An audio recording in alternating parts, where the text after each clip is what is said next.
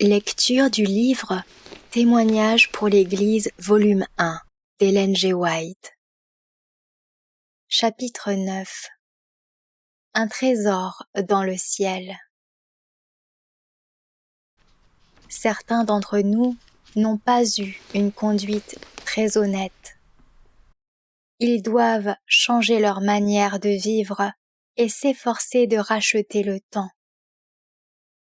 Bien des observateurs du sabbat sont fautifs sur ce point.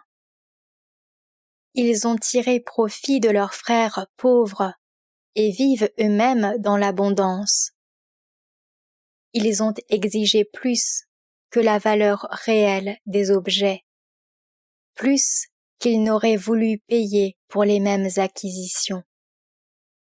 Dieu sait tout cela. Tout acte égoïste, toute exaction aura son salaire. Il m'a été montré qu'il était injuste et cruel de ne pas prendre en considération la situation d'un frère. S'il est pauvre alors qu'il fait de son mieux, on devrait lui faire crédit, et les riches devraient même ne pas exiger la pleine valeur de ce qu'il achète, mais avoir compassion de lui.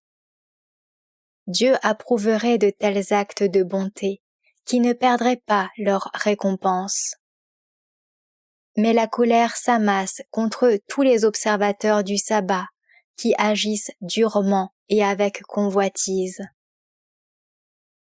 L'esprit me ramena ensuite au temps où ceux qui acceptaient la vérité étaient peu nombreux. Ils n'étaient pas riches en biens de ce monde et devaient subvenir aux besoins de la cause. Il fallait donc que certains vendent leurs maisons et leurs champs et emploient une partie de l'argent pour se procurer un abri bon marché. Le reste était généreusement prêté au Seigneur, afin que la vérité puisse être proclamée et que la cause de Dieu avance. Tandis que je considérais ces sacrifices, je vis quelle privation ces gens avaient endurée. Un ange se tenait auprès d'eux et leur montrait le ciel en disant : « Vous avez des trésors dans le ciel, vous avez des richesses que la teigne ne détruit pas. Persévérez jusqu'à la fin, et grande sera votre récompense. » Dieu a agi sur bien des cœurs.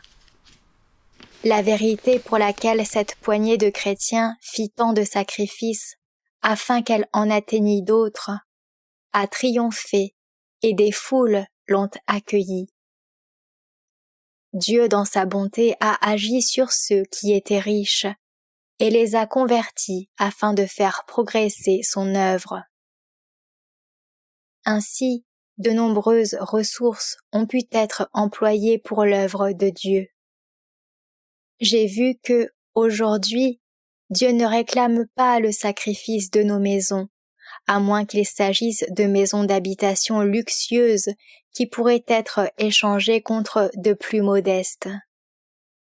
Mais si ceux qui sont dans l'abondance n'entendent pas sa voix et ne se détachent pas du monde, disposant d'une part de leurs biens en faveur de l'œuvre de Dieu, le Seigneur les délaissera et s'adressera à d'autres âmes qui sont désireuses de faire